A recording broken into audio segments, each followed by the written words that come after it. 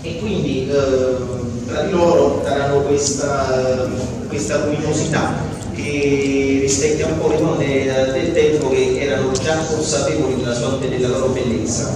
Se avete qualche domanda, perché poi prego. Allora, io dico questo, questo tipo di letteratura è giunta a certi livelli di intento sociale, quindi non penso. Sì, è più da dama, perché c'erano due categorie, le popolane che lavoravano nelle terre eccetera, non potevano permettersi le tecnologie di questo livello, ed erano anche dei capelli che erano meno curati, mentre invece c'erano quelli di un livello diciamo superiore in società, quindi i capelli erano più curati, si coloravano i capelli con le penne, tanto che non esistendo ossidazioni, colorazioni all'epoca, venivano usate appunto queste tecniche e sulla modella che abbiamo qui, ieri abbiamo fatto una colorazione vegetale di color rosso.